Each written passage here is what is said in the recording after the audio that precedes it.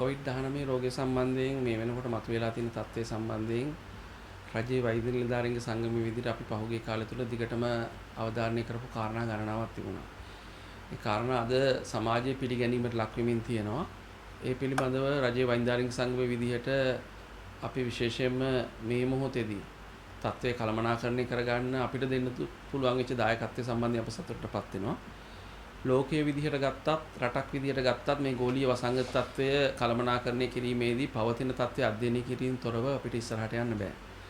අද දවසේ ලෝකයේ තියෙන තත්ත්වය දවසින් දවස ඊටාම් බැරෑරුම් අඩියකට ගමන් කරමින් තියෙනවා. ලෝක සෞඛ්‍ය සංවිධානයේ පවා ඉදිරි මාස එකහමාරක වගේ කාලය තුල ඊටාම් නරක තැනකට මේ වසංගතය ගමන් කරන්න ඉඩකඩ තියෙනවා. විශේෂයෙන් යුරෝපීය රටවල් වල සහ ඇමරිකා එක්සත් ජනපදයේ මේ පවතින තත්ත්වය තවත් සංකූල වෙන්න සංකූලතා වැඩි වෙන්න සංකීර්ණ වෙන්න ඉඩකඩ තියෙනවා කියන එක තමයි කියලා තියෙන්නේ. අද වෙනකොට ලෝකයේ පවතින ප්‍රවණතාවය තමයි අපි මුලින් කතා කළේ වැඩිහිටියන්ට තියෙන අවදානම ගැන. නමුත් අද වෙනකොට තරුණ සහ ළමා ජනගහණයට මේ හරහා තියෙන අවදානම් පිළිබඳ ලෝකේ පුරා කතා වෙනවා. විශේෂයෙන්ම ඇමරිකා එක්සත් ජනපදයේ සමස්ත ළමා ජනගහනය 11%කට වගේ ප්‍රමාණයකට කොරෝනා ආසාදනයට ලක් වෙලා තියෙන එක තමයි මේ වෙනකොට ජාත්‍යන්තර මාධ්‍ය වාර්තා කරන්නේ. ඒකට දැන් අපෙත් මුලින් තිබුණේ අපේ මරණ සංඛ්‍යාව වගේම රෝගීන් ගන්න වැඩි ගත්තාම විශේෂ සංකූලතා ඇති වෙච්ච පිරිසෙන් වැඩි ප්‍රමාණයක් වයස්ගත වූවන් තමයි අපේ මුලින් වාර්තා වුණේ. නමුත් දැන් අපි යම් ප්‍රවණතාවයක් දකිනවා සාමාන්‍යයෙන් අවුරුදු 40 50 වගේ මැදි වයසේ අයගේ හෘදයාබාධ හේතුවෙන් සහ වෙනත් හේතු හේතුයින් කොවිඩ් සංකූලතා සහ මරණ සිද්ධ වෙන ස්වභාවයක්. එතකොට මේ අපි ලෝකයේ සිදුවෙන මේ ට්‍රෙන්ඩ් එක එහෙම නැත්නම් ලෝකයේ මේ සිදුවෙන සිද්ධිදාමය එහෙම නැත්නම් මේ ක්‍රමවේදය ලංකාවටත් කාලයත් සමග කාන්දු වීමේ ප්‍රවණතාවයක් අපි දකිනවා. ඒ හින්දා තමයි අපි විශේෂයෙන් ඔක්තෝබර් මුලින් ඉඳන්ම මේ අලුත් රැල්ලත් එක්ක දැන් මේ වෙනකොට 11000කට වැඩි 11233ක රෝගී පොකුරක් ඊයේ වෙනකොට නිර්මාණය වෙලා තියෙනවා. සමස්ත රෝගීන් ගාන 15000 සීමාව ඉක්මවලා තියෙනවා. ඒ නිසා මේ ඊයේ දවස් තුල විතරක් රෝගීන් 625ක් විතර වාර්තා වුණා. ඊයේ දවස් තුල විතරක් මරණ 5ක් වගේ ප්‍රමාණයක් වාර්තා වුණා. එන සමස්ත මරණ ගාන 46ක් දක්වා වැඩි වෙලා තියෙනවා. එතකොට මේ තියෙන තත්ත්වයක් එක තමයි මේ රෝගී පොකුරු නිර්මාණය වීමේ ස්වභාවයක් අපි දැක්කේ.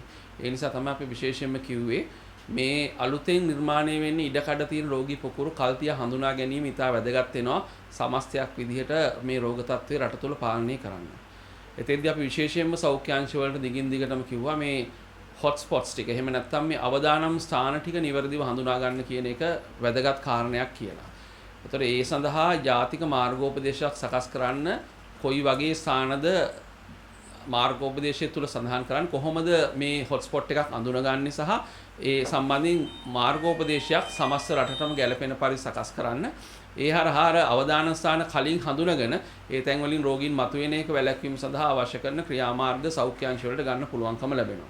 දැන් අපි රෝගී පොකුරු ගණනාවක් පිළිබඳ පහුගිය දවස් කිහිපය තුළත කතා කළා. විශේෂයෙන්ම පොලිසිය ආශ්‍රිතව මතුවලා තියෙන පොකුර, කර්මාන්ත ශාලා ආශ්‍රිතව මතුවෙච්ච පොකුර, ඒ වගේම රෝහල් විශේෂයෙන් ළමා රෝහල් ආශ්‍රිතව මතුවෙමින් තියෙන තර්ජනය මේ කාරණා ගැන අපි කතා කළා. ඊගවට කොළඹ මහනගර සභා සීමාව ඇතුළේ තියෙන අවදානම අපි විශේෂයෙන් කතා කළා. දැන් ඊයේ දවසේ අපිට වාර්තා වෙනවා දැන් අපිට පහුගිය කාලය තුල අපි ගම්පහට තමයි වැඩිම අවධානය යොමු කරලා තිබුණේ.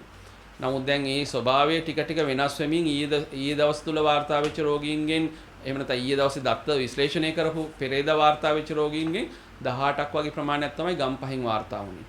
250කට එහා පැත්තේ වාර්තා වෙලා තියෙන සංඛ්‍යාත්මක හරියටම කිව්වොත් එහෙම 251ක් කොළඹ දිස්ත්‍රික්කයෙන් වාර්තා වෙලා තියෙනවා. ඒතකොට මේකත් තව ගැඹුරට විශ්ලේෂණය කළාම ඒ 251කින් 234ක්ම කොළඹ මහනගර සභා සීමාව ඇතුළත. ඒතකොට මෙතන ඊටාම පැහැදිලි කොහෙද මේ රෝගීන් කේන්ද්‍රගත වෙලා ඉන්නේ. එහෙම නැත්නම් කොහෙද අවදානම කේන්ද්‍රගත වෙලා තියෙන්නේ. කොහෙද තත්ත්වය සංකීර්ණ වෙලා තියෙන්නේ කියන කාරණේ. ඒතකොට මේ 234 වැඩි පිරිසක් හිටිය 55ක් වගේ ප්‍රමාණයක් කොල්ලුපිටිය ප්‍රදේශයෙන් වාර්තා වුණේ. ඒතර සමස්තයක් විදිහට කොළඹ මහනගර සභා සීමාව ඇතුලේ ලොකු ප්‍රමාණයක් මේ වෙනකොට 3217ක් වගේ ප්‍රමාණයක් පොසිටිව් කේසස් තියෙනවා කියන එක තමයි ඊයේ දවසේ ඒ කොළඹ නගර සභාව පැත්තෙන් ප්‍රකාශ වුණේ. ඒතර ඇස්තමේන්තුගත සංඛ්‍යා පිළිබඳවත් ඒ අය යම් මතවාද ඉදිරිපත් කරනවා. ඒ අය අහමු ලෙස කරපු PCR පරීක්ෂණත් එක්ක ජනගහණයෙන් කොළඹ නගර සභා සීමාව ඇතුළේ ඇස්තමේන්තු කරනවා. ඒගොල්ලෝ 105ක වගේ ප්‍රමාණයකට ආසාදිත තත්ත්වය ඇති කියලා. ඒක නගරයේ ඉන්න සමස්ත ජනගහනය ගහම විශාල සංඛ්‍යාවක්. ඒ නිසා අපි විශේෂයෙන්ම අපි තීරණ ගන්නකොට මේ අවදානම් ප්‍රදේශ සම්බන්ධයෙන් ගන්නකොට කොළඹ නගර සභා සීමාව මහනගර සභා සීමාව ඇතුළේදී අපි විශේෂ තීරණ ගන්න පැකිලෙන්න හොඳ නැහැ ව්‍යාප්තිය පාලනය කරන්න. මෙතෙන්දී විශේෂයෙන් මම මේ කියන්න උත්සාහ කරමින් හිටියේ අලුත්ම අපිට ප්‍රවණතාව මතුවලා තියෙන්නේ මේ කන්ස්ට්‍රක්ෂන් සයිට්ස්. එහෙම නැත්නම් ඉදිකිරීම් බිම් ආශ්‍රිතව යම් රෝගීන් ප්‍රමාණයක් නිර්මාණය වෙන්න. අපි දැක්කා ඊයේ විදේශ ජාතිකයන් පවා ඉන්දියන් ජාතිකයන් ගණනාවක් පවා ඊයේ දවස්වල කොළඹ නගර සීමාව ඇතුළේ මේ කන්ස්ට්‍රක්ෂන් සයිට්ස් ආශ්‍රිතව පොසිටිව් වුණා. එහෙම නැත්නම් වාර්තා වුණා රෝගීන් විදිහට. මේක යම් බැරෑරුම් තත්ත්වයක් විදිහට අපි දකිනවා. ඒ නිසා අපි විශේෂ අවධානය ඉදිරියේදී මේ වගේ ජාලයක් එහෙම නැත්නම් මේ වගේ පොකුරක් තවත් ව්‍යාප්ත වීම වැළැක්වීම සඳහා ගත යුතුයි කියලා රජයේ වෛද්‍යාරික සංඝ විදිහට විශ්වාස කරනවා. ඒ වගේම කොටුව පොලිසිය තුල නිර්මාණය වෙලා තියෙන තත්ත්වය කලින් බොරැල්ල පොලිසිය තිබුණේ. දැන් කොටුව පොලිසියට අපේ විශේෂ අවධානය යොමු වෙලා තියෙනවා. නමුත් මේ පිරිස දැන්ට නිරෝධායන මධ්‍යස්ථාන වලට නිරෝධායන වෙමින් සිටින අතරතුරේ තමයි පොසිටිව් වෙන්නේ. ඒතර රෝගීන් මේ වෙන් කරලා තියෙන අවස්ථාවකදී තමයි පොසිටිව් වෙලා තියෙන්නේ. ඒක යම් සාධනීය තත්ත්වයක් විදිහට අපි දකිනවා. ඒ නිසා පොලිසියේ පොකුර වගේම මේ අලුතෙන් හොට් ස්පොට්ස් වල එහෙම නැත්නම් මේ රතු ස්ථාන එහෙම නැත්නම් අවදාන ස්ථාන සම්බන්ධ විශේෂ අවධානය යොමු කරන්න. ඒ සඳහා ජාතික මාර්ගෝපදේශයක් සකස් කළා පහළ මට්ටමේ ඉන්න සෞඛ්‍ය කාර්ය මණ්ඩලයට ලබා දෙන්න ඒ හරහා ඒ අයට වැඩ කරන්න අවශ්‍ය කරන පහසු වාතාවරණයක් හදන්න කියන එක අපි යෝජනා කළා. ඒතර ගම්පහ ඊයේ 18ක් වීම කොහොමද සිද්ධ වුනේ කියන එක අපි විශ්ලේෂණාත්මකව බලන්න ඕනේ. ගම්පහ කොච්චර PCR ප්‍රමාණයක් කළාද අපි 18 ආවේ කියන එකත් අපි විශ්ලේෂණය කරන්න ඕනේ.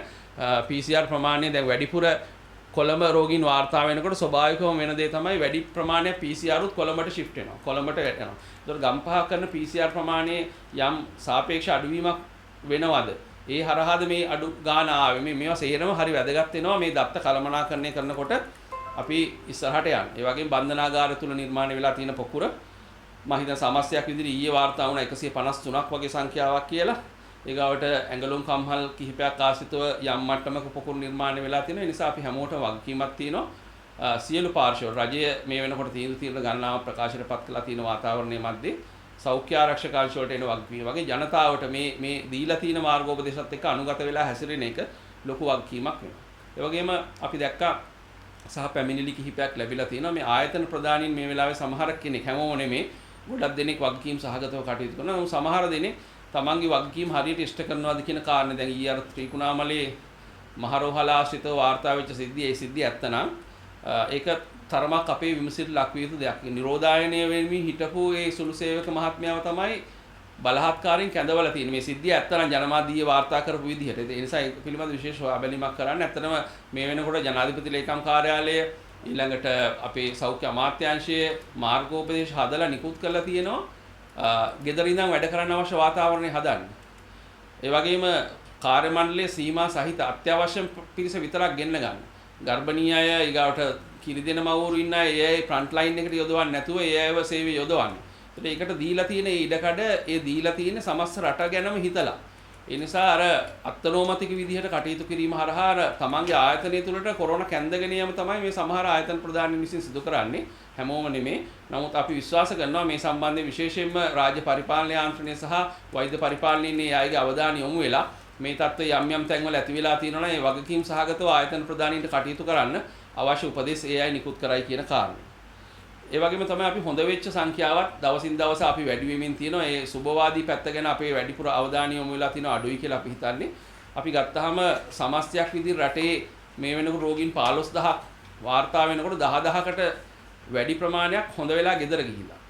ඒක සමස්ත වාර්තා වෙච්ච රෝගීන්ගෙන් 68ක් විතර ප්‍රමාණයක්. ඒක සැලකිය යුතු සංඛ්‍යාවක්. ඒතකොට 68ක් හොඳ වෙලා කියලා කියන්නේ 32ක් වගේ තමයි රෝහල් වල ඉන්නේ.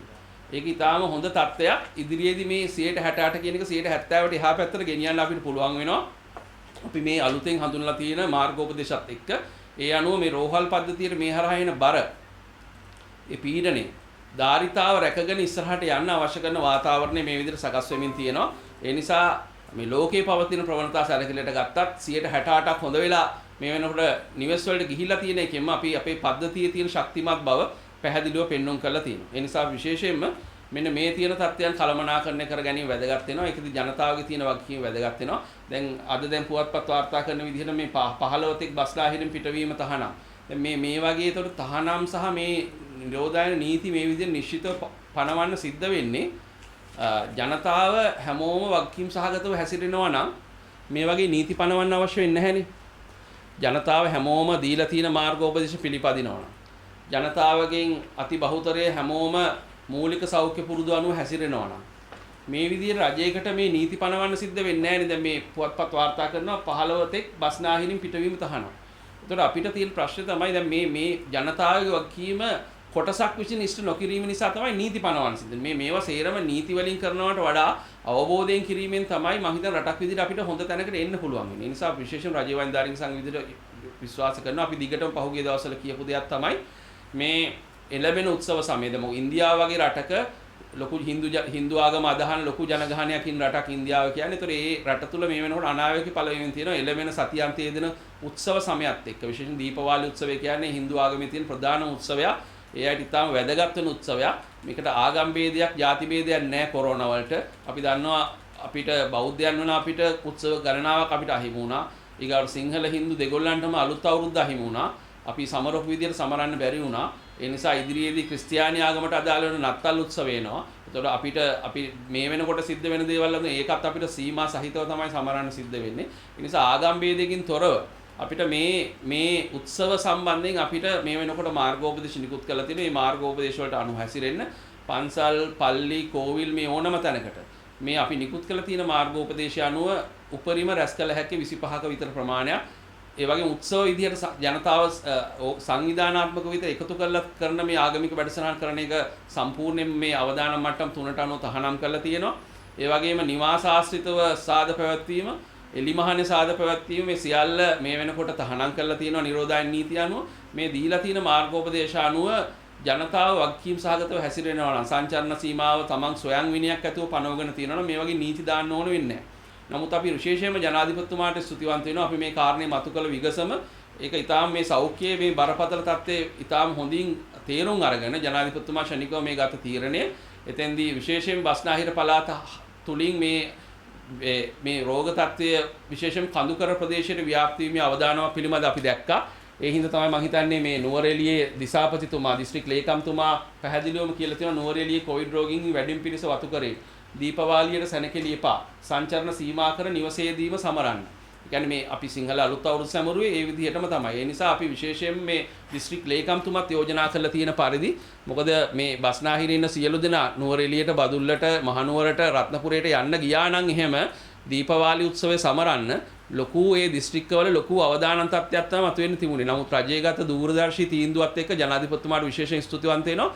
මේ තීන්දුවත් එක්ක මේ සමස්ත බස්නාහිර පළාතේ කේන්ද්‍රගත වෙලා තියෙන විශේෂයෙන් කොළඹ මහනගර සභා සීමාවට කේන්ද්‍රගත වෙලා තියෙන අවදානම සමස්ත රට පුරා උතුරු නැගෙනහිර පළාත් ඇතුළුව ව්‍යාප්ත වෙන්න තිබිච්ච ඉඩකඩ අහුරන්න ජනාධිපතිතුමා ඇතුළු රජයට පුළුවන්කම ලැබිලා තියෙනවා. ඒතර සෞඛ්‍ය සහ ආරක්ෂක අංශවල දැන් වගකීම තමයි මේ පනෝප නීති ක්‍රියාත්මක කරන එක.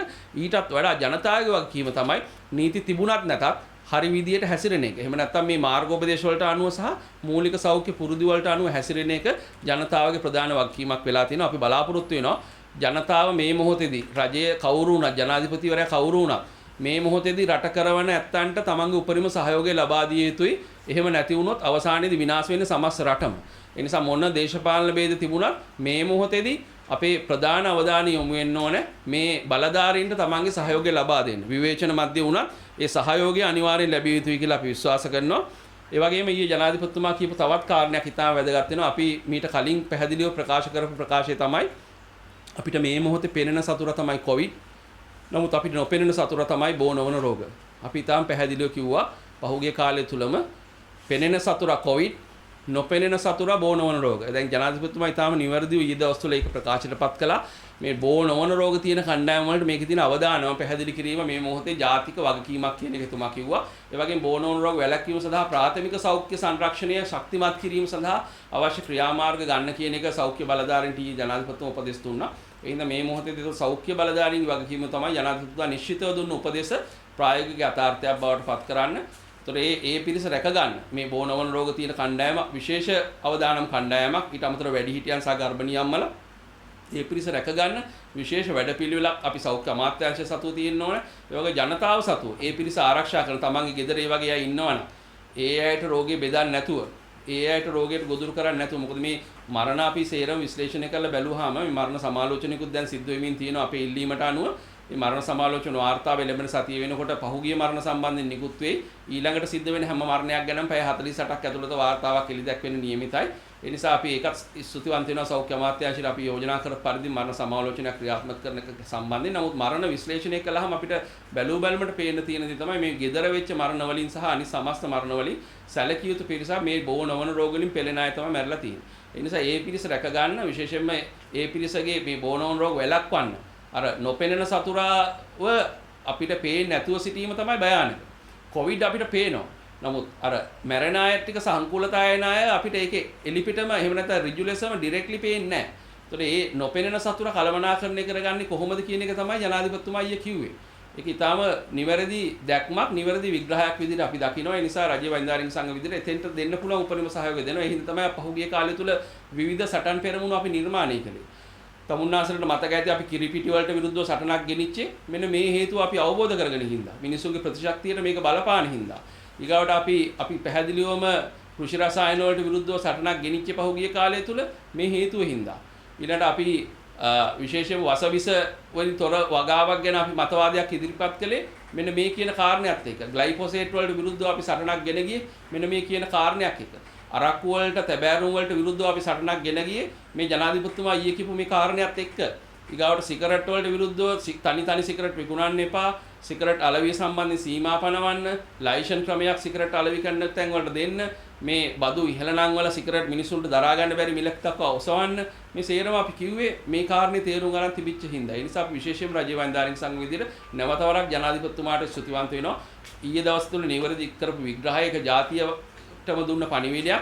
ඒ ජාතිය මේ පණිවිඩය ජනාධිපතිතුමා දුන්න මේ පණිවිඩය ග්‍රහණය කරගෙන ඉදිරියේදී කටයුතු කිරීම තුළින් අර නොපෙනෙන සතුරා පරාජය කළොත් පෙනෙන සතුරා මර්ධනය කරන්න හරි ලේසි වෙනවා. ඒ කියන්නේ දියවැඩියාව ඇතුළු බෝ නොවන රෝග ටික අපි පාලනය කරගත්තොත් පෙනෙන සතුරා වන කොවිඩ් පාලනය කරන්න අපිට ලේසි වෙනවා. සංකූලතා පාලනය කරන්න අපිට ලේසි වෙනවා. ඒ නිසා විශේෂයෙන්ම ඒ පිළිබඳව කටයුතු කරන්න කියන එක අපි යෝජනා කරනවා. ඒ වගේම තමයි මිනිසුන්ගේ ප්‍රතිශක්තිය වැඩි කරන ක්‍රියාමාර්ග වලට අනිවාර්යෙන් අපි යන්න ඕනේ. ඒ සඳහා රජයට දෙන්න පුළුවන් උදව්ව මොකද්ද? සෞඛ්‍ය අමාත්‍යාංශයට දෙන්න පුළුවන් උදව්ව මොකද්ද? ජනතාවට තියෙන වගකීම් මොකද්ද කියලා අපි වෙන වශයෙන් තීරුම් අරගෙන කටයුතු කරන්න ඕනේ. විශේෂයෙන්ම අපි මේ වෙනකොටත් කියලා තියෙනවා මේ රෝගය ප්‍රතිශක්තිය සමග බැඳිච්ච රෝගයක්. ඒ නිසා ප්‍රතිශක්තිය ඉහළ නැංවීම සඳහා අවශ්‍ය කරන ක්‍රියාමාර්ග උපරිමයෙන් ගන්න එක මේ මොහොතේ වැදගත් වෙනවා. ඒකෙදි පළවෙනි වැදගත්ම දේ විදිහට අපි කිව්වේ මොන රාජකාරියක යෙදුණත් මොන කාර්යබහුල කෙනෙක් වුණත් නිନ୍ଦ සහ විවේකය මේ වෙලාවේ අත්‍යවශ්‍යයි කියන කාරණය. ඒක අමතක කරලා දාලා කොච්චර වැඩ රාජකාරී සේරම ඔළුවේ තියාගෙන කාර්යබහුල ජීවිතයක් ගත කළොත් අපේ ප්‍රතිශක්තිකරණ පද්ධතිය තමයි අඩාල වෙන්නේ. අනිත් පැත්තෙන් අපි ජලය පුළුවන් තරම් වැඩිපුර පාලනය කරන එක අපේ ප්‍රතිශක්තිකරණ පද්ධතිය දියුණුවට විශේෂයෙන්ම හේතු වෙනවා. ඊළඟට හිරු එළියට නිරාවරණය වෙන යම් කාල සීමාවක් ඒක හරි වැදගත් වෙනවා අපේ ඇඟ තුළ විටමින් D නිෂ්පාදනයේට ඒ හරහා ප්‍රතිශක්තිය ඉහළ නංවන්න. ඊළඟට අපේ ආහාර රටාව.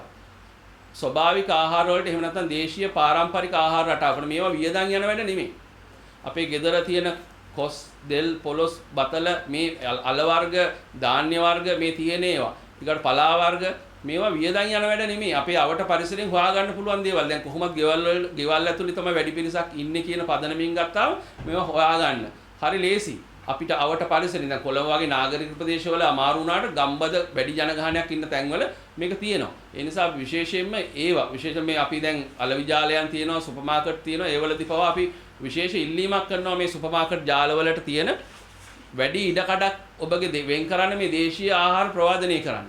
දේශීය ආහාර ප්‍රවාදනය කිරීම හරහා එක පැත්තකින් ජනතාවගේ ප්‍රතිශක්තිය වැඩි වෙනවා. අනිත් පැත්තෙන් බෝ නොවන රෝග පාලනය කරන්න උදව්වක් වෙනවා. ඒ නිසා මේ මොහොතේදී අපි යෝජනා කරනවා මේ මොහොතේදී රටට දිය හැකි උපරිම දායකත්වය තමයි මේ තියෙන සුපිරි වෙළඳසැල් ජාලය ඇතුළු මේ නාගරික පන්නේ මේ වෙළඳසැල් වලට ඔබගේ රාක්කවල වැඩි ඉඩක් වෙන් කරන්න මේ ස්වභාවික ආහාර වලට කෘතිමව සකස් කරපු ඒ ආහාර වලට තියෙන ඉඩ පුළුවන් තරම් බැහැර කරන්න. ඔබ මේ මොහොතේදී ඔබගේ ජාතික වගකීම ඉෂ්ට කළා වෙනවා. ඒ සඳහා ඔබ කටයුතු කළොත් ඒක දැරියෙහික මිලකට ජනතාවට දෙන්න. ගමේ තියෙන කොස්පොලොස් ටික අරගෙන සුපර් මාකට් ජාලය හරහා බෙදා හරින්න පුළුවන් නම් ඒක ඊටාම වැදගත් වෙනවා මේ වෙලාවේ ජනතාවගේ ප්‍රතිශක්තිය වැඩි කරන්න. ඒ වගේම අනිත් පැත්තෙන් ඔබ රටට කරන හතුරුකමක් වෙනවා. කෘතිම ආහාර වැඩිපුර ප්‍රවාදනය කිරීම. ඒ හරහා ජනතාවගේ ප්‍රතිශක්තිකරණ පද්ධතිය තමයි පහර දෙන්නේ. ඒ හින්දා ජනතාවට තියෙන වගකීම තමයි අපි හරි තෝරා බේරා ගැනීම මේ වෙලාවේ කරන්න ඕනේ. හරි ආහාර රටාවකට යන්න ඕනේ. ඒක ඉතා වැදගත් වෙනවා මේ රෝගෙන් වැළකෙන්න. ඊළඟට වැලකිය යුතු දේවලුත් තියෙනවා අපි ප්‍රතිශක්තිය වැඩි කරගන්න. ඒ තමයි අපි මත්ද්‍රව්‍ය දුම් වැටි ගැන අපි කතා කළා. කෘත්‍රිම ආහාර ගැන කතා කළා. අපි මේ ෂණිකව කෘත්‍රිමව හදාගන්න ආහාර වර්ග හරහා ඒවල තියෙන වර්ණක රසකාරක හරහා අපේ ප්‍රතිශක්තිකරණ පද්ධතියට තමයි අපේ හානි කරන්නේ. ඒ හරහා රෝගයට තියෙන ඉඩකඩ තමයි වැඩි කරන්නේ. අරක්කු සිගරට් වලින් කරන්නේ ඊට වඩා එහා ගිය බලපෑමක්. ඒ නිසා විශේෂයෙන්ම මේ තැබෑරුම් සම්බන්ධයෙන් ඒ වගේම මේ සිගරට් අලවිය සම්බන්ධයෙන් ප්‍රතිපත්තිමේ තීන්දුව රජයේ පැත්තෙන් ඉදිරිපත් විය යුතු වනවා වගේම ජනතාවගේ පැත්තෙන් මේවාන් බැහැර වෙලා තමන්ගේ ශරීර සුවතාව වගේම ප්‍රතිශක්තිය රැකගන්න කටයුතු කිරීම අත්‍යවශ්‍ය වෙනවා. ඒ හරහා අපිට අවදානම් කණ්ඩායමත් රැකගෙන ජනතාවගේ ප්‍රතිශක්තියත් එක්ක මේ ලෙඩේට සාර්ථකව මුහුණ දෙන්න අවශ්‍ය වාතාවරණය හදාගන්න පුළුවන්. ඊළඟ කාරණේ තමයි මේ පරීක්ෂණ සම්බන්ධයෙන් මතුවලා තියෙන තත්ත්වය. අපි මේ ගැන පැහැදිලිව කිව්වා. ඒතකොට දැන් මේ සම්බන්ධයෙන් තාක්ෂණික ඇගයීමක් සිද්ධ වෙනවා කියන එක කාරණේ අපි සති ගානක් තිස්සේ කතා කරනවා. ඒතකොට මේ මොහොතේදී මේ රැපිඩ් ඇන්ටිජන් ටෙස්ට් එක අපේ රටට අවශ්‍ය පරීක්ෂණයක් විදිහට අපි දකිනවා. නමුත් ඒ අවශ්‍ය පරීක්ෂණයේ වැලිඩේට් කරන ක්‍රියාවලියක් ආරම්භ කළා නම් අපි කරුණාකරලා කියන්නේ මේ ක්‍රියාවලිය ප්‍රතිඵල රටට ඉදිරිපත් කරන්න. ඒ ඉදිරිපත් කළා මේ ක්‍රියාවලිය ඉස්සරහට ගෙනියන්න කියන කාරණේ මම හිතන්නේ මේ සම්බන්ධයෙන් මේ වෙනකොට රජයේ අවධානය යොමු වෙලා තියෙනවා. ඒ අනුව මේක ක්‍රියාත්මක කරන්න මේ හරහා අනවශ්‍ය ප්‍රශ්න ඇති කළා මේ සමස්ත ක්‍රියාවලියට ඍණාත්මක බලපෑම් ඇති කරන්න එපා කියන කාරණේ තමයි රජ්‍ය වෛද්‍යාරික සංගම විදිහට අපි යෝජනා කරන්නේ. ඒ වගේම අර ආදාහනීය භූමි දානය සම්බන්ධයෙන් ප්‍රශ්නේදී අපි ඊටාම් පැහැදිලිව අපේ ස්ථාවරයේ මේ මෙතෙන්දි කියලා තියෙනවා. මෙතෙන්දී අපි කිව්වේ විශේෂඥ මණ්ඩලයක් පත් කරන්න. මේ මණ්ඩලය තුල සෞඛ්‍ය විශේෂඥයන් වගේම සමාජ විද්‍යාඥයන්, පස සම්බන්ධ විද්‍යාඥයන්, සොයිල් එක්ස්පර්ට්ස්ලා ඒ සියලු දෙනා භූ විද්‍යාඥයන් ඇතුළේ කණ්ඩායමින් සමන්විත ඒ හරහා තාක්ෂණික තීරණයක් ගන්න. එතකොට මේකෙදී අර දේශපාලන අධිකාරිය විවිධ මත ප්‍රකාශ කිරීම, ඒ වගේම ආගමික නායකයන් තමන්ගේ ආගමික අදහිරීම් සහ තමන්ගේ තියෙන මතවාදත් එක්ක ප්‍රකාශ කිරීම ගැටුම් ඇති කිරීමක් තමයි සමාජය තුළ සිද්ධ වෙන්නේ. ඒ නිසා විශේෂයෙන්ම අපි රජයට කියන්නේ මේ සම්බන්ධයෙන් විශේෂ අවධානය යොමු කළා මේ තියෙන තත්ත්වය හොඳටම කළමනාකරණය කරගත්ත හැක්කේ තාක්ෂණික තීරණ හරහා. මොකද කොවිඩ් වලට ආගම් ભેද නැහැ, ಜಾති ભેද නැහැ, පක්ෂ ભેද නැහැ. වැඩිහිටි තරුණ ભેද නැහැ. ඒ නිසා මේ සෞඛ්‍යමය පැත්තත් හිතලා සමාජමය සාධක සියල්ල සැලකිල්ලට අරගෙන නිවැරදිම තීන්දුව තාක්ෂණික කමිටුවක් කරා ගන්න. එතකොට කාටවත් ඇඟිල්ල දික් කරන්න හම්බ වෙන්නේ නැහැ. ඒ තාක්ෂණික තීන්දුවට හැමෝම හිස නමන්න ඕන කියන එක තමයි රජ්‍ය වෛද්‍යානික සංඝ විදිහට අපි යෝජනා කරලා තියෙන්නේ. ඒ වගේම එන්නත් සම්බන්ධයෙන් ගත්තාම මම හිතන අවසාන වශයෙන් මම කියන්නේ එන්නත් සම්බන්ධයෙන් ගත්තාම මේ වෙනකොට එන්නත් ගැන ලොකුවටම අපි කතා කරනවා. ලෝක සෞඛ්‍ය සංවිධානය මේ සම්බන්ධයෙන් ඊයේ ශ්‍රී ලංකා නියෝජිතතුමිය විසින් ප්‍රකාශයක් නිකුත් කළා. මේ වෙනකොට ලෝකේ පුරා එන්නත් 200ක් වගේ ප්‍රමාණයක් අත්හදා බලමින් තියෙනවා. එකෙන් 47ක් වගේ ප්‍රමාණයක් මේ රෝගීන් සඳහා මේක ලබා දෙන, ඒ කියන්නේ සායනික නීති අරගෙන කරන මේ පරීක්ෂණවල ඉන්නවා. අවසන් අධීර කලා ළඟා වෙමින් තියෙන එන්නත් 10කට අඩු ගාණක් තියෙන්නේ. ඒතකොට ඒ නිසා මේ එන්නත එන්න යම් කාල සීමාවක් අපිට ගත වේ අවසාන විග්‍රහයේදී. ඒ නිසා එතෙක් අපි යෝජනා කරන්නේ දැන් ඒ සඳහා ක්‍රමවේදය හදලා තියෙනවා. මොකද එන්නත මේ විදිහට එන්නත් හැදෙනකොට සීමිත ප්‍රමාණයක් තමයි මුලදී එන්නේ.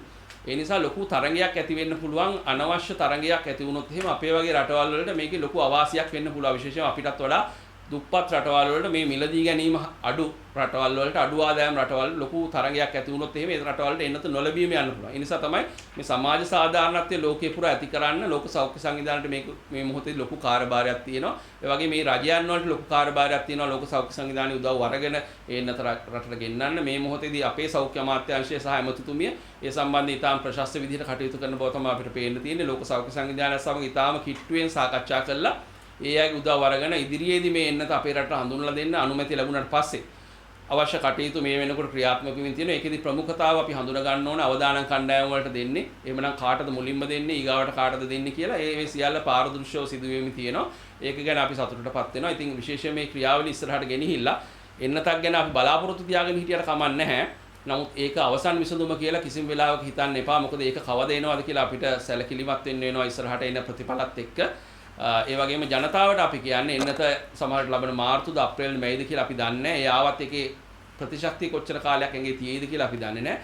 ඒ තියෙන තත්ත්වයේ යටතේ විශේෂයෙන්ම මේ මොහොතේදී අපි දීලා තියෙන මාර්ගෝපදේශات එක්ක හැසිරෙන්න අත්සෝදනයක මුවාවරණයක් නිවැරදිව පාවිච්චි කරන එක, මීටරේ නැත්තම් දැන් කියනවා මීටර එකහමාරක නිවැරදිව දුර තියාගන්න එක, මුහුණ නහය කට ඇස් අනවශ්‍ය විදිහට අතපත ගානකින් වැළැක්වෙන එක, මේ වගේ අපි ඒ වගේම අත්‍යවශ්‍ය වෙලාවකදී ඇරෙන්න ගෙදර එළියට නොබසින එක, ඊගාවට සොසන ආචාර ධර්ම එහෙම නැත්නම් කිඹුහුමක් ඇස්සක් එනකොට ඒ සම්බන්ධයෙන් අපි අනිත් අයට ඒකෙන් බලපෑමක් නොවන පරිදි අනිත් අයට කොවිඩ් බෝ නොකරන විදිහට ඒ ආචාර ධර්ම හරියට පිළිපදින එක ආදී මේ ඊටාම සරල වියදම් යන්නේ නැති සරල අපි අවබෝධයෙන් කළ යුතු ක්‍රියා කරනාවක් අපි හඳුන්වලා දීලා තියෙන නිසා එන්නත ආවෝ නැතා මේ ක්‍රියාදාමයත් එක්ක අපි ඉස්සරහට ගියොත් එහෙම කොවිඩ් වලින් අපිට ජය ගන්න පුළුවන් අපේ පාලනය තුල තාමත් තියෙන්නේ ඒ தත්ත්වය කළමනාකරණය කරගන්න රටක් විදිහට අපි සමත් වෙයි කියලා අපි විශ්වාසය පළ සඳහන් කරා මේ ජනතාවට තියෙන එකම ප්‍රතිකර්මය ප්‍රතිශක්තිකරණය කියලා. එතකොට මේ සඳහා ස්වාභාවික ආහාර වේලක් සකස් කරගන්න කියලා මේකේ වැඩේ තියෙන අද බැලුවාම ව්‍යාපාරික ප්‍රජාව බැලුවාම 50% වෙනදාම අඩු වෙලා තියෙනවා. ඒට හේතුව ප්‍රධානම හේතුව තමයි වෙළඳපොළකට ගිහිල්ලා එළවලු හෝ යම් දෙයක් විලදී ගැනීමට තියෙන බිය. කොරෝනා වැළඳේ ඒවල කොරෝනා තියේ ඒවා අත ගන්නේ සාමාන්‍ය මිනිස්සු මේ හින්දා බියක් ඇති වෙලා තියෙනවා මේවා විලදී ගැනීම. මේ ගැන මොකද්ද වෛද්‍යවරු හැටියට දන්නන මතේ? ලෝක සෞඛ්‍ය සංවිධානයේ අන්තිමට නිකුත් කරපු මේ සම්බන්ධයෙන් පෝස්ටර් එකේ ඉතාම පැහැදිලිව තියෙනවා avoid 3 C's. එහෙම නැත්නම් C අකුරු තුනක් තමයි වලකෙන්න ඕනේ. ඒතකොට C අකුරු තුනෙන් පළවෙනි එක තමයි crowded places. එහෙම නැත්නම් ගොඩක් අර සෙනග තදබදයේ තියෙන ස්ථාන වලකෙන්න ඕනේ. ඒතකොට අපි යන වෙළඳපොළ ඒ වගේ තැනක් නම් එහෙම ප්‍රශ්නයක් එනවා. ඒ නිසා මෙතෙන්දී වගකීම එනවා. දැන් අපි මාර්ගෝපදේශ හදලා නිකුත් කරලා තියෙන්නේ. දැන් මේ තියෙන්නේ මේ වෙළඳපොළක් සම්බන්ධයෙන් ක්‍රියාත්මක කරන්න ඕන මාර්ගෝපදේශ නිකුත් කරලා තියෙනවා. පොදු ප්‍රවාහනයට ඊළඟට පෞද්ගලික කුලී රථ සේවාවලට මේ සියල්ල මේ 55 සුපිරි වෙළඳසල් සම්බන්ධයෙන් මේ කියලා තියෙනවා. මේ ඇවිදීමට හැකි 1.5 වර්ග මීටර ඉඩ ප්‍රමාණයක් එක්පොදින ප්‍රමාණවත්ය සැලකිය හැකියි. ඒතකොට අපි හිතමුකෝ මේ වර්ග ප්‍රමාණය යම් වර්ග මීටර ගාණක් කියලා. ඒතකොට ඒක ඇතුළේ උපරිම රැඳිය හැකි පුද්ගලයෝ ගාන මොකක්ද කියලා අපි නිර්දේශ කරලා තියෙනවා. ඒතකොට වෙළඳසල් ජාලයට වගකීමක් තියෙනවා. ඒ ඇතුළට ගන්නකොට ඒ පිරිස පමණක් ගන්න. ජනතාවට වගකීමක් තියෙනවා අනවශ්‍ය තදබදයක්. මොකද මේ අපි දැන් නව සාමාන්‍යකරණයත් එක්ක ඉස්සරහට යන්නේ. ඒතකොට මේ තියෙන තත්ත්වය අපි තමයි අවුරුද්දකට දෙකක් ඉස්සරහට යන්න සිද්ධ වෙනවා. ඒතකොට එහෙම කියලා අපිට මේ සේරම ක්‍රියාවලින් ඈත් වෙලා ඉන්න බෑනේ. ඒ නිසා එළවලු මිලදී ගන්න, මාළු මිලදී ගන්න, අනිත් අපි පෝෂ්‍යදායී ආහාර කියලා අපි හඳුනගෙන තියෙන ආහාර වර්ග ගන්න අපි බය වෙන්න ඕනේ නැහැ. නමුත් අපි බය වෙන්න ඕන සෞඛ්‍ය ක්‍රමානුකූල නොවන පුරුදුවල නිරත වෙන්න. අපි පොරකකා ගිහිල්ලා එළවලු ගන්නවා නම් එතන ප්‍රශ්නයක් තියෙනවා. අපි පොරකකා ගිහිල්ලා මාළු ගන්න යනවා නම් එතන ප්‍රශ්නයක් තියෙනවා. එතන ඒ නිසා අපි මූලික සෞඛ්‍ය ක්‍රම මාස එකක් දාගන්න නැතුව වෙළඳපොළට යනවා නම් ප්‍රශ්නයක් තියෙනවා. වෙළඳපොළට ඇතුල් වෙනකොට වගේම පිට වෙනකොට අපේ අත් සෝදගත්තේ නැත්නම් ප්‍රශ්නයක් තියෙනවා. ඒ සඳහා සුපිරි වෙළඳ ජාල සහ මේ වෙළඳපොළ වල ඒකට පහසුකම් හදලා නැත්නම් ඒ වෙළඳපොළ වල ප්‍රශ්නයක් තියෙනවා. ඒතකොට මේකේ ජනතාවගේ වගකීමක් තියෙනවා. ඒ ආයතනවල වගකීමක් තියෙනවා. රජයේ වගකීමක් තියෙනවා. රජයේ වගකීම මේ වෙනකොට මාර්ගෝපදේශ සකස් කරලා නිරෝධායන නීතිය හදලා නිකුත් කරලා තියෙනවා. ඒ නිසා කිසිසේත්ම බය වෙන්න එපා මේ පෝෂ්‍යදායී ආහාර මිලදී ගන්න වෙළඳපොළට යන්න. එතෙන්දී වැදගත් වෙනවා ගෙදර හැමෝම යන්නේ නැතුව ගෙදර නිරෝගී තරුණ කෙනෙක් ඉන්නවා නම් එයා වෙළඳපොළට ගිහිල්ලා දවසේ අවශ්‍යතාවයන් සම්පූර්ණ කරගෙන එන එක මේ වගේ අපි දීලා තියෙන බේසික් ගයිඩ්ලයින්ස් ටික හරියට පිළිපැද්දොත් කාටවත් බය වෙන්න අවශ්‍ය නැහැ වෙළඳපොළකට ගිහිල්ලා අවශ්‍ය ද්‍රව්‍ය මිලදී අරගෙන එන්න. මේක දැන් ඔබතුමා සඳහන් කරන ඔය නිර්දේශ එක්ක මාධ්‍ය තුලින් හෝ වෙනත් ඔය පුවත්පතකින් පමණයි. එතකොට ගමේ කොළඹ තියෙන සුපර් මාකට් සහ ගමේ තියෙන කුඩාම කඩේ මේවා කිසිම තැනක සඳහන් නැහැ බෝඩ් එකක. නමුත් අර මොකක් හරි ඇඩයක් ඕන නම් ලොකුවට තියෙනවා. මේ වගේ වැඩපිළිවෙලක් නැද්ද? මිනිහෙක් කියලා යනකොටම මෙහෙම දකින්න. මෙන්න මේවයි තියෙන්නේ. ඔය ඒක මම දන්නේ ඒ සමහර තැන්වල මම දැකලා තියෙනවා එහෙම ගහලා තියෙන ආයතනවල. නමුත් ඔබ කියන පරිදි මේ ඉදිරියේදී දැන් මේවා මාර්ගෝපදේශ නිකුත් වුණේ 11/6 වෙනිදා. දැන් මේකත් එක්ක ඉදිරියේදී මම හිතන්නේ මේක වඩා රිස්ක් කමියුනිකේෂන් එක අවදානම sannivedanaya වීමත් වඩා හොඳින් වෙන්න ඕනේ. ඒ වගේම ජනතාවට ඒක දෘශ්‍යමාන විදිහට බලා ගන්න පුළුවන් විදිහට ක්‍රමවේදයක් තියෙනවනේ. මේ ගොඩක් දෙනෙක් මේවා දන්නවා. නමුත් වෙලා තියෙන්නේ අපි අර අපේ හැසිරීමත් එක්ක සමහර වෙලාවට අපිට මේවා අමතක වෙනවා. ඒකනේ අපි ඩෙන්ගු වලත් අපිට ඒකනේ සිද්ධ වුණේ කාලයක්. ඒ නිසා අපි විශේෂයෙන්ම ජනතාවට කියන්නේ මේ තමන් දන්න දේ ප්‍රායෝගිකව ක්‍රියාත්මක කරන්න හැසිරීම. මේ behavioral change communication කියන්නේ මේ හැසිරීම සම්බන්ධ sannivedanaya මේ තියෙන ඒ ක්‍රියාවලිය වැදගත් කාර්යයක් මේ කොවිඩ් මර්ධනයේදී. ඉතින් ඒකෙදී අපි අවබෝධයෙන් අපි බලගන්න ඕන අපි කොවිඩ් හදාගන්න නැතුව අනිත් අයටත් කොවිඩ් නොදී ඉන්න. ඒතකොට ඒකට අවශ්‍ය කරන දැනුම තියෙනවා. දැනුමට එහා ගිය හැසිරීමක් තමයි අපි ජනතාවගෙන් බලාපොරොත්තු වෙන්නේ. WHO මම එකයි කිව්වේ crowded places තමයි පළවෙනි එක. එතකොට දෙවෙනි C අකුර තමයි අර බොහොම කිට්ටුවෙන් close contact settings. එහෙම නැත්නම් මේ අර අපි හිතමුකෝ ආහාර ගන්න තැන් භෝජනාගාර වගේ තැනක අපි එකට වාඩි වෙලා එකම කෑම එක බෙදාගෙන වෙන් කරගෙන කන එකම කිට්ටුවෙන් වාඩි වෙලා එකම මේසේ 6-7 දෙනෙක් වාඩි වෙලා කතා බහ කරමින් ඉන්න දුර නැතුව අන්න ඒ වගේ close contact settings තමයි දෙවෙනි එක. පළවෙනි එක crowded places, දෙවෙනි එක close contact settings, තුන්වෙනි එක අර concealed environments එහෙම නැත්නම් වැහිච්ච තැන් දැන් අපි හිතමුකෝ යම් කාමරයක ලොකු සෙනගක් ඉන්නවා ඒකේ වායු සමීකරණය කරලා තියෙන්නේ වාතාශ්‍රය හොඳට එන්නේ නැහැ ජනෙල් නැහැ කවුළු නැහැ අන්න ඒ වගේ settings තුන්වෙනි C එක. එතකොට මේ තුන තමයි අපි avoid කරන්නේ. එහෙම නැත්නම් වැළකෙන්න කියලා ලෝක සෞඛ්‍ය සංවිධානයේ අලුතෙන්ම කියලා තියෙන්නේ. එතකොට ওই තුනම එක තැනක තියෙනවා නම් ඒ තැන අවදානම් වැඩි. ඒ කියන්නේ සෙනගත් වැඩියෙන් ඉන්නවා ළඟින් වාඩි වෙලා කතා බහ කරමින් කෑම ගනිමින් ඉන්නවා ඒ වගේම වාතාශ්‍රයත් අඩුයි අන්න ඒ වගේ ඒ සාධක තුනම යම් තැනක තියෙනවා නම් ඒ වගේ තැනක ශීඝ්‍රයෙන් රෝගී ව්‍යාප්ත වෙන්න පුළුවන්. ඒතකොට ඒ දැන් අපි සමහර තැන් ඒකනේ අපිට අර හොට් ස්පොට්ස් අඳුන ගන්නකොට විශේෂයෙන් බන්ධනාගාර වගේ තැන්වල දැන් මේ අපි කොච්චර මොන රජයේ තිබුණත් මොන බලධාරීන් හිටියත් පහසුකම් අපිට සීමිතයිනේ. ඒ හින්දා තමයි මම හිතන්නේ නීතිපතිතුමා යම් යෝජනා ඉදිරිපත් කළ තියෙන බන්ධනාගාරවල තදබදී අඩු කරන්න යම් දේවල් කරන්න කියලා ඒවත් සෞඛ්‍යමය පැත්තෙන් හිතලා ඒ ක්‍රියාත්මක කරන්න ඕන. නමුත් අපි යෝජනා කරන්නේ මේ ලෝක සෞඛ්‍ය සංවිධානය මේ සම්බන්ධයෙන් තමන්ගේ සමාජික රටවල දීලා තියෙන තාක්ෂණික උපදෙස් ජනගත කරන්නේ ඒ හරහා ජනතාව හරි තැනට හිතන්න පුරුදු කරන්න. ඔය තුනම වෙනදක් තමයි 50 ගණන් තැන් වල තමයි විශේෂයෙන්ම මේ දවස්වල පොරගන්නේ. ඇත්තටම මේ අපි දකින්න කොරෝනා පාර්ශ්වයක කාරණා නිවසට ගිහිල්ලා ලබා දෙනවා. හැබැයි කොළඹ එහෙම වෙන්නේ නැහැ. හැබැයි දර පොරක් මේ සම්බන්ධයෙන් මම හිතන්නේ ඒක තැන කොතනද කියලා අදාළ නැහැ. නමුත් විශේෂයෙන්ම ඔබ කියන තැන විශේෂයෙන් වැදගත්. මොකද ඒක රාජ්‍ය නිලධාරීන් මැදිහත් වෙලා දෙන එකක්. ඒ නිසා මේ හැම තැනකදීම අර මූලික සෞඛ්‍ය පුරුදු ටික තමයි අනුගමනය කරන්න ඕනේ. ඒ කියන්නේ තැන මොක වුණත් විශේෂයෙන් මොකද ජනතාව නොසන්සුන්ව මේ රුපියල් 5000 කියන්නේ මේ වෙලාවේ ගොඩක් වටිනවා මේ මිනිස්සුන්ට.